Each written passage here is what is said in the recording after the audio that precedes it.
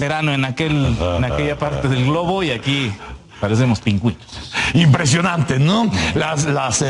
¿Cuáles fueron estas aguas que se congelaron, esta catarata en el Niágara? En el Niágara, por un lado, las cataratas impresionantes. Los lagos, o una especie como de tsunamis, ¿no? De los lagos donde el agua que avanza se queda congelada, pero le ves todas las aviesas intenciones, ¿no? Eran 30 grados abajo de cero y aquí son 30, 35, 40 por encima. Exacto. Grados. Sí. Es impresionante, ¿no? Fíjese nada más yendo de un patio al otro, las diferencias que nos encontramos. Y esto parece que va a seguir. Bueno, como sale la cosa, gracias, doctor de la Rosa. Ya llegó el día que muchos de ustedes, igual que nosotros, estábamos esperando, no obstante que la estábamos pasando bastante chido en las vacaciones, pero siempre hay cosas que se extrañan, ¿no? Y todos los viernes de nuestra vacación, todos nos despertábamos en el momento que reaccionábamos, que salíamos del éter, lo primero que decíamos es: ¿qué estará leyendo Javier Aranda? Y hoy se lo podemos preguntar. Javier. Hola, broso. ¿Cómo estás, mano? Muy bien. Mira qué repuesto, ¿verdad? Es elegante. Pero, y qué elegante. Es el frío. Dios. Cuando hace frío te pones elegante. Me pongo corbata. ¿Y te calma el frío la corbata? Así te cierra, eso es claro. Mantiene tu calor. Si te da un poco de calor, lo abres. Eso me lo enseñaron los ingleses. Y sale de tu cuerpo el calor. Un día lo voy a probar. No, pruébalo.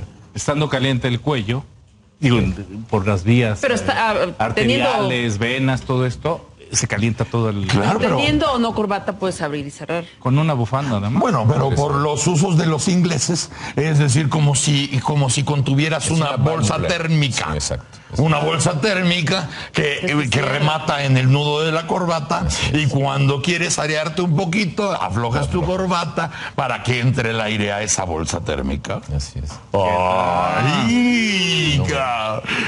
¿Qué estás leyendo, Javier? Estoy leyendo a un poeta formidable. Es un poeta que murió hace unos días, Juan Gelman. Sí. Es un poeta que vivió una vida muy intensa y de una manera dolorosa. Por ejemplo, él fue un militante de izquierda, fue comunista de joven, tuvo que salir al exilio en los 60s, y estando en el exilio se enteró que su hijo había desaparecido con su esposa. Sí. Desaparecen, la esposa está embarazada de 7 meses y pues ahora sí que la dictadura argentina, la misma dictadura que impedía, por ejemplo, que la revista Vuelta se distribuyera ya. Sí. Qué ridículo eso. Bueno, pero, en fin, los poetas son peligrosos, ¿eh? Sí. Entonces los militares decían, no, nada de eso. Ya tenemos los notes. Pero además es un reflejo en todas las edades de la humanidad, ¿no? Cuando se quiere imponer o se quiere ser dictatorial, lo primero que te vas es sobre los escritos. Sí. ¿Cuál es la influencia maligna que puede recibir la gente de los libros? Y llámese hace 700 años o llámese ayer. Pues se pedía la expulsión de los poetas en la República de Platón, ¿no? Sí, por ejemplo. claro. O sea que es una historia larga.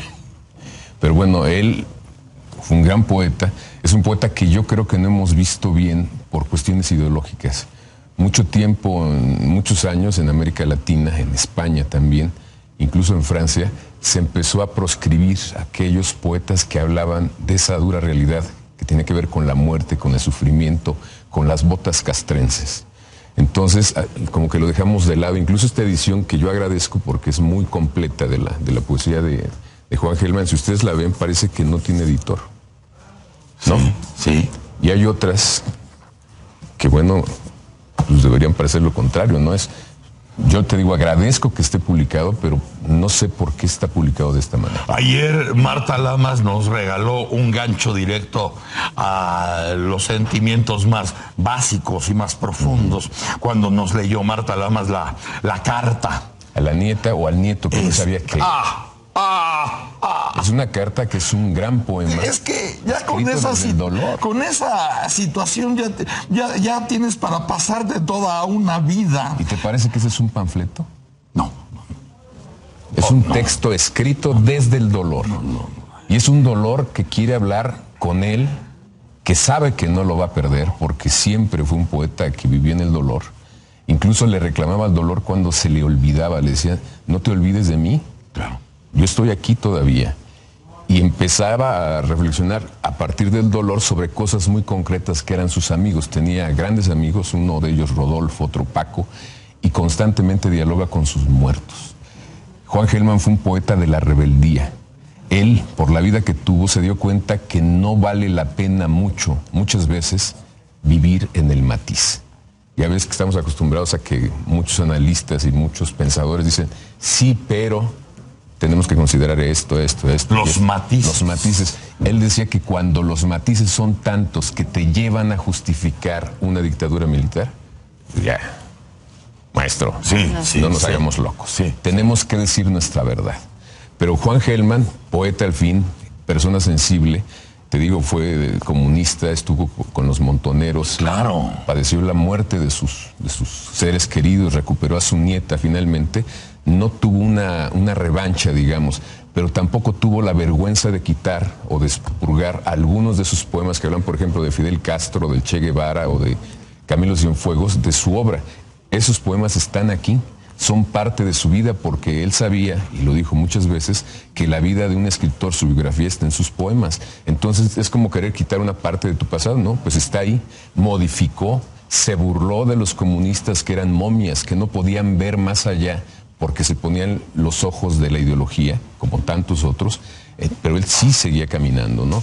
Y no fue un poeta del rencor, fue un poeta del dolor, del grito, del silencio que arde, del silencio soterrado, del silencio semejante a esas aguas que se congelaron de las que hablabas al principio, pero que también congelaron los ríos subterráneos que tiene la tierra. Desde esas partes oscuras habla el dolor de Gelman, pero tampoco le impide ver, por ejemplo, el amor por una mujer. Sí. Es un amor realmente increíble, es un poeta del amor también, que reconoce, a pesar de tener muy grandes logros, que pues, el poema ya fue escrito.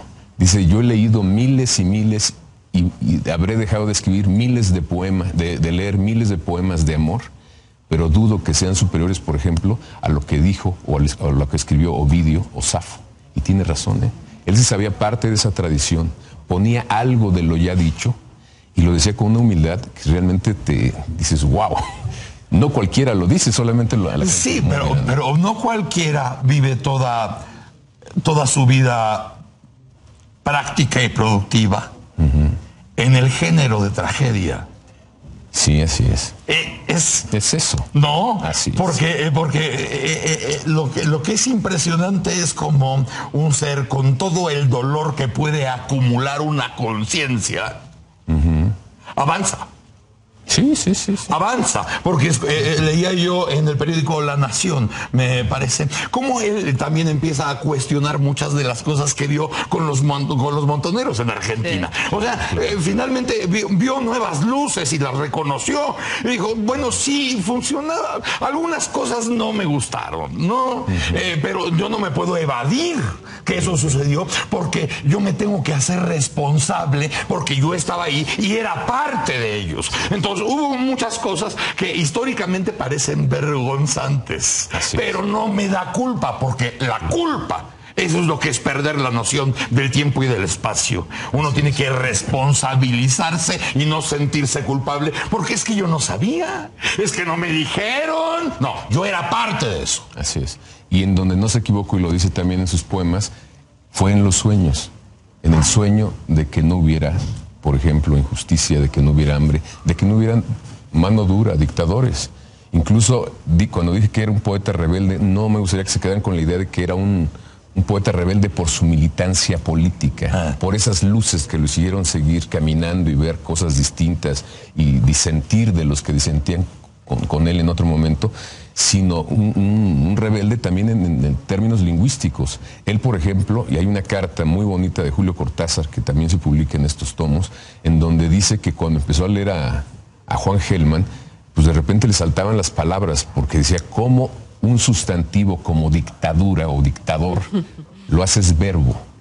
Entonces, bueno, primero te sorprende, pero cuando entiendes la intención, Cuando dejas que esa provocación entre en ti, te das cuenta que puedes comprender mejor el mundo y ver que en muchas zonas, en muchas partes, se vive dictatoriando la vida. Claro. Entonces, no existe ese verbo, pero existe ese verbo. Es una realidad que existe. Sí. Y jugó constantemente con eso. Él se sabía, era un poeta exiliado, y encontró en el lenguaje esa otra compañía. Por eso él, era judío, no sefaradí, pero era judío, se puso a estudiar, a acercarse a esa otra patria que es la lengua, para andar acompañado. Pero fíjate que pensando otra vez en la historia de la nieta, ¿no? A mí me parece que es una gran proeza los signos que vienen incluidos en las tragedias. Él va caminando con su tragedia, pero no deja de trabajar. No se paraliza. No se paraliza. Sigue haciendo. Porque tiene que regresar al otro signo, claro, de la propia tragedia, que es la nieta. Sí, ahí está. Ahí está. Y también ese ser también debe tener un signo que ella sabrá si lo convierte en su tragedia o en su novela. Oye, pero qué tragedia la de ella también. Tuvo unos padres que fueron sus padres, claro, hasta que se entera, sí, que no eran desde sus luego padres y que tal vez fueron cómplices de los que le tiraban la nuca a su padre. Que esa es parte de la tragedia que él va cargando. ¿Cómo va ella a definir el género en lo que tiene que ser su signo? Eso tendrá que ser un trabajo que ya le heredó el abuelo. Ya se lo heredó, incluso ella se cambia de nombre. Sí. Andrea ya no es María Macarena. Así dejó de ser, es otra. Qué fuerte, ¿no? O volvió a ser. O volvió a ser. O nació. O nació. Después de a conocer la historia que su propio abuelo le hace llegar, ¿no? La etapa mexicana, aquí decías, hablabas, la editorial no aparece, ¿no? Editorial Era en México ha publicado trabajo de Hellman, Han ¿verdad? salido varias cosas, sí. Yo agradezco esta edición del fondo porque ¿Este es del Fondo de Cultura? Es el Fondo de Cultura, pero no parece que sea del fondo. Yo no mira, ni siquiera trae el logo. Bueno, pero porque además se van a llevar algunos trabajos que publicó en Milenio, ¿no? A lo largo del año reciente. Qué bueno, pues muy buen material. Eso es material muy reciente, ¿no? Él era periodista también, o sea, claro. Tocaba tierra siempre. Juan Hellman, violín y otras cuestiones. Y es El emperrado corazón, Amora. El emperrado corazón, Amora. Juan Hellman. ¿Lo vas a subir al Twitter? Lo voy a subir, claro. Gracias, Javier.